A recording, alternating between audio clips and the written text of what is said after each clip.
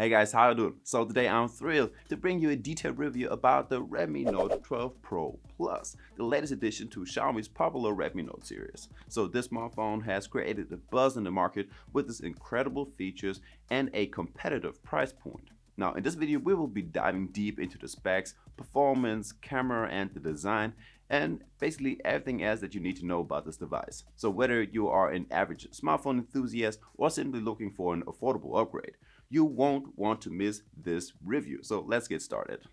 Alright, so first up, what do we get inside of this box? And it's actually quite a lot. So first up, we get a whole bunch of paper stuff like always, and we get a free silicone case, just in case you instantly want to drop the phone.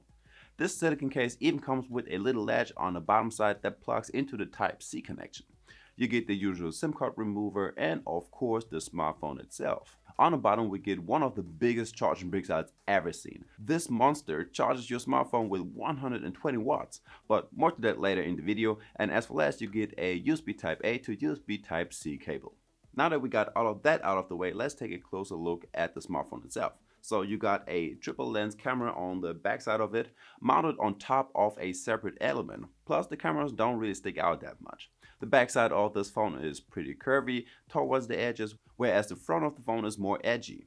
I wouldn't say that the Redmi Note 12 Pro Plus is that big, but it's very heavy with 210 grams. Now we get a glass front and a glass back, and it's protected by Gorilla Glass 5, and at least on the black version that I have, you can definitely see all of your fingerprints on the side. So better use the case, or maybe you get another color like the polar white version or the sky blue version. Now on top of the phone you get a 3.5mm headphone jack, plus you can see your speakers that you will also find on the bottom of the phone. Now all of the bezels all around the phone are not that chunky and pretty much even on all four sides. Now since we're talking about a 6.67 inch display, you know that it's way too big for use in just one hand. But we got that problem covered with the one-handed mode. Just toggle on that feature over in your settings and swipe left and right to use it. Alright, next up, the battery life. Now like I already mentioned, you get a huge, and I mean ginormous charging brick. This sucker charges with 120 watt hyper fast charging, which means your 5000 mAh battery charge from 0 all the way up to 100% in just 20 minutes, and that is insane. I mean, you do kind of need all of that since you lose battery quite fast. On normal everyday usage, you basically get 1 a day out of it, or 6 hours of on-screen time. And that is with me watching a whole lot of YouTube videos, playing games, testing out the camera quite a bit, and generally using this phone quite a bit. But if you think that 1 day is not enough, you can put this phone in a battery saving mode, which will give you a few extra hours, or put it in a high performance mode, which will do the exact opposite. Now, when it comes to the display and the audio, you can expect to get a big 6.67 inch OLED display with 120Hz refresh rate and a full HD plus resolution, so 2400 by 1080p, which is more or less pretty standard for phones these days. The colors are quite poppy and vivid, and you get a very good contrast thanks to the auto display. By the way, by default your display is not set to 120Hz all the time, rather than being pretty dynamic based on the things that you do with your phone. But of course you can set it on 120Hz yourself, or maybe 60Hz if you want to save a little bit of your battery life. Now with a brightness of up to 900 nits, you get quite a bright screen, which is certainly enough for your videos on the go or on a sunny day. Plus you get that Dolby Vision support as well. So the Redmi Note 12 Pro Plus can go toe to toe with all of the other flagship smartphones out there. So this phone comes with a stereo speaker output as well, like most mid-range smartphones these days. But just let me give you a quick example. 140 euros, and for that price you get a 50 megapixel camera, a strong battery life, and a 120Hz display. I think the sound is well rounded and it does get quite loud, so you can still hear your videos while you're in the kitchen cooking with your girlfriend. Now as I already mentioned, you get also a 3.5mm headphone jack, which I like a lot, and you get the Dolby Atmos, so you can tweak your sound a little bit. There are a few presets that you can try out, but if you really know what you're doing, you can create a custom setup and use that one instead. Now as usual for a Xiaomi smartphone, we get the MIUI 14 based on the latest version of Xiaomi's own launcher, but that is actually based on Android 12, so there is no Android 13 right now, and I hope we will get this update before Android 14 is a thing. So as usual, we get a fingerprint sensor and a face detection, which both work just fine. So let's give it a quick try. Yep, that works. Yeah, and that works as well. So we get a whole arsenal from Xiaomi when it comes to the features. We can toggle on the quick ball over in the settings, which is filled with selected shortcuts like taking screenshots, turn off the display, or open up your tabs. You get a bunch of gesture shortcuts like you can swipe with 3 fingers on the screen to create a screenshot. You can press and hold with 3 fingers and then create a partial screenshot in different shapes and sizes, or double press your side button to turn on or off the torch. By the way, you can also double tap the fingerprint sensor and it will open up your camera or other applications. Now in the settings you can enable the sidebar with some apps so you can have a quick access to them, and of course you get a floating window as well on the sucker so you can work on 2 apps at the same time. Now something great is that you can have 2 different spaces on the same phone with a different set of application apps and its own security settings, just in case you want to hide something from someone. There are also different wallpaper options on this phone, and those are actually quite a lot.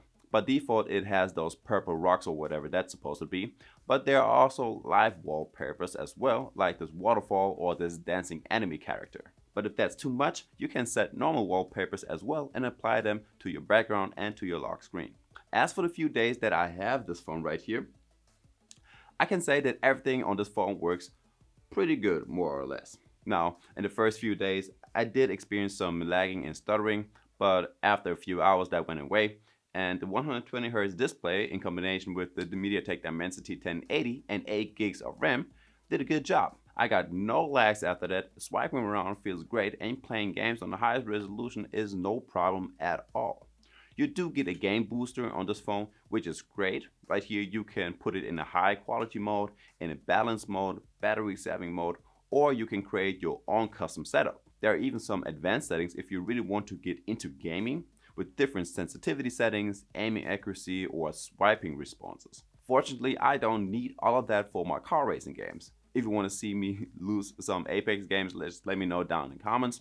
But as usual, I played my car racing games. Now the graphics look great and the frame rate is stable. You can even take screenshots during the game, record, apply a voice changer, toggle on the D&D mode, or apply the performance booster just so you can have the full gaming experience. Alright folks, the Xiaomi Note 12 Pro Plus rocks a 200 megapixel main camera with optical image stabilization.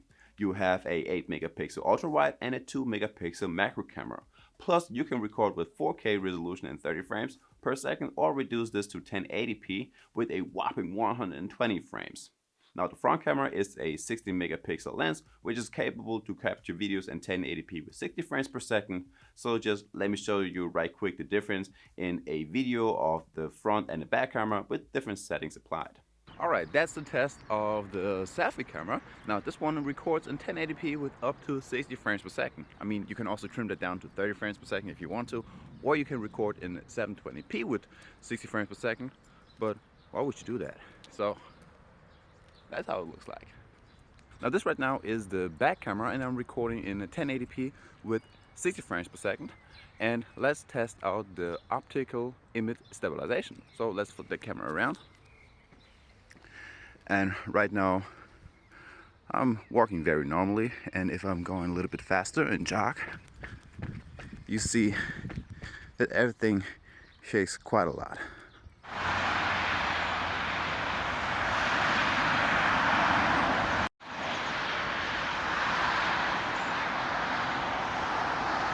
I also tried taking some decent looking pictures of me in the portrait mode and normal, and I tried the 200 megapixel camera on different objects, and I think the pictures came out quite well.